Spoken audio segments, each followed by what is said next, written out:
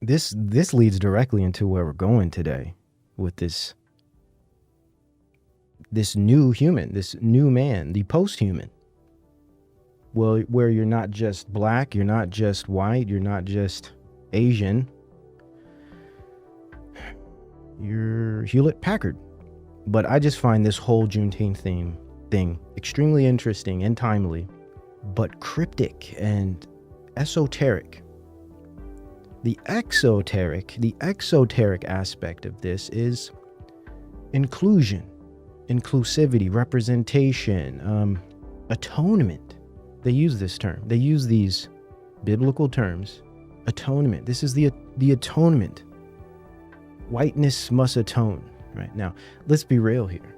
The history of slavery, oppression, from Jim Crow to redlining, all of these things were horrible, tyrannous, very sad aspects of our history. But you will find these aspects, whether it be conflict, oppression, war, and the like. You will find this in any history of any people within any civilization. So this is just ours.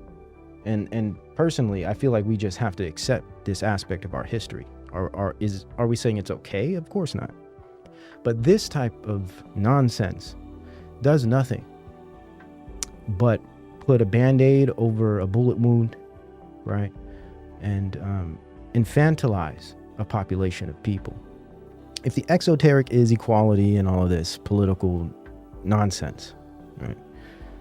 Showmanship, theater, drama, right? If the exoteric situation is that, what's esoteric about this is that slavery has never ended. And this isn't news to any of you, especially anybody listening to this show. This isn't news. We understand slavery hasn't ended because we can look at even something as basic as the straw man and all of those things, right? But then we could look at the consumerism and the aspect of useless eaters. There's many things we can refer to that describes a type of slavery that still exists amongst the masses. But what I believe is there's a new slavery coming.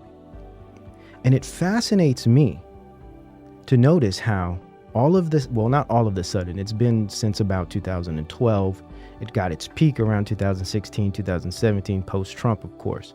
But this whole concept of slavery and all of these black issues seem to just become important post-Obama.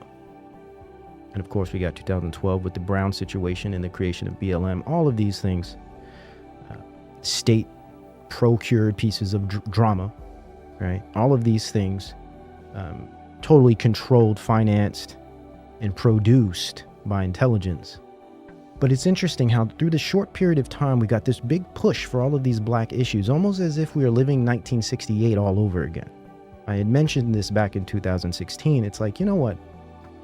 Today feels like 1968, and though I wasn't alive then, right? I could just assume such based on the history that I'm aware of and kind of lining up some of these things, right? Especially when we look at some of the freedom fighters, quote unquote. But it's interesting how they've been pushing this black and white thing so hard for so long, whilst beneath all of our noses, a new slave trade is beginning. It's no longer the transatlantic slave trade. It's now the new transracial slave trade. We are about to be indoctrinated and initiated into a completely new social, economic, and political system. It is defined by no longer industrial, no longer necessarily national corporate, no longer multinational, takes on a new makeup. We are going to be entering a new system that is based on networks, digital/virtual networks and communication. Businesses shrink, businesses merge. Their technology, the processing of information, and all that which controls their finances and their production, their development, their research, etc. All of these things are connected through specific types of information-based networks. Now, what's dangerous about this is when things like hacking or cyber attacks are brought to the table. This concept of cyber attacks, which is the next pandemic.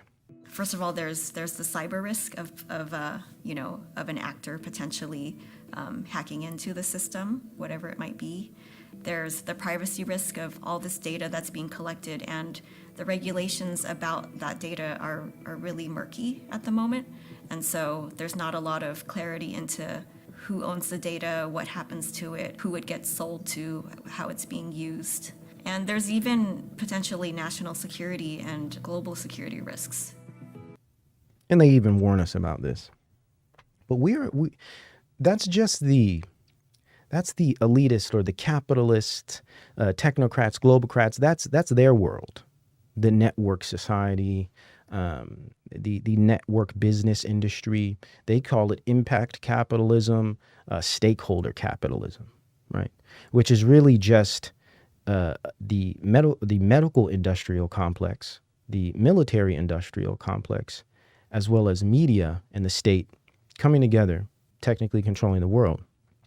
We are entering this system, but see, what makes it slavery is that in order for us to function, operate, and exist in this new system, we have to merge with the machines. Now, we don't necessarily have to become robots, but there's one thing that will initiate us into this and will open the door to this type of merging, and that is through biometrics and biotechnology. The route they are using to initiate us is something that is extremely pertinent in our lives. Our lives, in a sense, are contingent on this specific thing. It allows access, it allows verification, qualification, etc. This is your identification. This new type of transracial slave trade, it's not about race. Doesn't matter if you're black, doesn't matter if you're white, doesn't matter if you're Asian. This is a new type of transracial human slavery that is going to be even beyond your physical being. It's something that I call the proxy self. Digital twinning is a more academic term. I use my own term, proxy self. This is a new type of avatar. Through this avatar, we will be living our lives in the virtual world, in the network society. Why is this slavery? Because that avatar, that identity, that virtual or digital identity will be extremely limited, and there will be parameters, and there will be rules and regulations. For those that are familiar with transatlantic slave trade and some of the history, you'll understand the term the Middle Passage. Well, our Middle Passage is called the Great Transition. We are in the Middle Passage right now. The Middle Passage being that moment between the native shores and the new shores, that moment that is spent on the ship in chains. That's the Middle Passage, the trip from home to new home. We are on that trip right now. While everyone's out enjoying themselves, getting their juice, running through the streets, dancing and parading like, I know you guys have seen these recent videos mainstream media is putting out now. Everybody is so elated. We are all being transported to the new world. But it's a virtual one. It's not a physical world. But this is really what they plan on rolling out. Why will they be successful, at least to a degree? Because they are utilizing a certain channel to make it happen, and that's public health. So we're on the ships. What are the ships? What are the vehicles? What's the vehicle? How are we doing this transition? We're not on physical ships. Well, we are on this type of thing called policy. Virtual and digital managed policy, specifically public health policy, via data-driven technology and communications, and of course, information processing via networks, this network system that I've been talking about here. If we are in the Middle Passage, the public policy, public health policy, medical industrial complex, bioidentity, right? This new digital ID, DNA play, because that's what's going on here, right? DNA play, playing God, right? Gaining ownership over your identity via your genes and your mental and physical and biological health, makeup, etc. This is the new slavery. There's no getting out of this new slavery. This is your genetic makeup is no longer in your hands. It is in the hands of scientists and specialists and experts. And it is being managed via things that aren't even human. Machine learning, data-driven machine learning. Algorithms will be controlling your DNA. Does any of this sound okay? And I know if there's people out there that are listening and are like, you know what, this sounds crazy. That's what we are. The power to hack human beings can, of course, be used for good purposes, like providing much better healthcare. But if this power falls into the hands of a 21st century Stalin, the result will be the worst totalitarian regime in human history, and we already have a number of applicants for the job of 21st century Stalin. Just imagine North Korea in 20 years, when everybody has to wear a biometric bracelet which constantly monitors your blood pressure, your heart rate, your brain activity, 24 hours a day.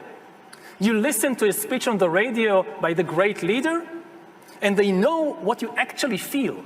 You can clap your hands and smile, but if you're angry, they know you'll be in the gulag tomorrow morning. Welcome to the show. This is where we talk about some of these things, as long as we can. But this stuff it's not knocking at the door anymore. It's making a cup of coffee in the kitchen. I was just going to give you coffee. I thought we were friends. If the ships in the vehicle is policy, mandates, regulations, so forth, what's the system? The system is a mixture of different industries. We have big pharma, big food, big science, and big tech. They make up what we call the data-driven technology and communication networks. The future is rooted in food, health, and genetics. Now, from a biblical perspective, which is one we hold here, we understand how all of this works and why all of this is happening. So I just want to put that out because I know I have listeners that aren't believers, and hey, to each his own. I was a totally different person, say 10 years ago.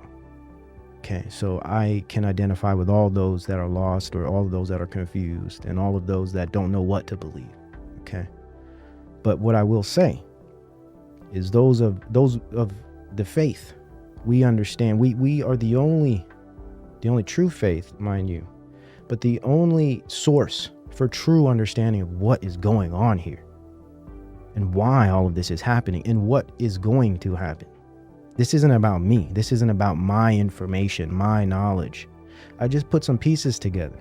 But the ultimate truth, the ultimate source of all of this is the Most High God through Christ. And He has the blueprint for us already laid out.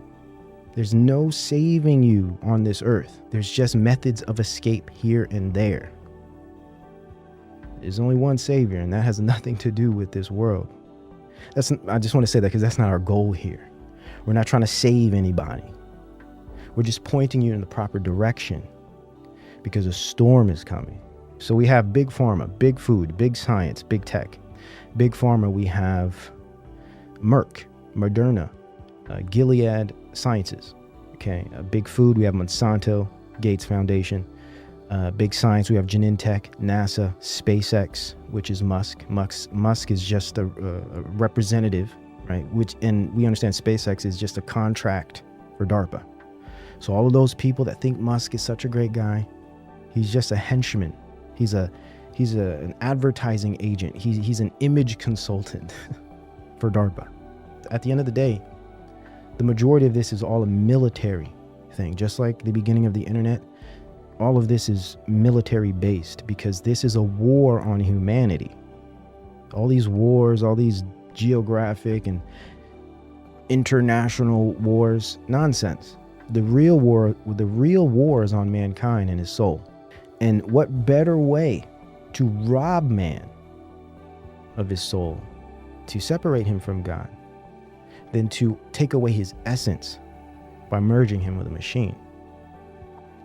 Food, health, and genetics. That's why all you have been hearing about, for those that have been digging a little deeper, those who have been going past the mainstream media news, right? You would have noticed that the major movements right now are rooted in food, health, and genetics. Isn't it interesting how all of these things represent the foundations of life? Food, have to have food to eat. Of course, this relates to air and water as well. Health, the functioning of the biological systems. And of course, genetics, the building blocks of the human being. If this isn't a goal to usurp God by becoming him, I don't know what is.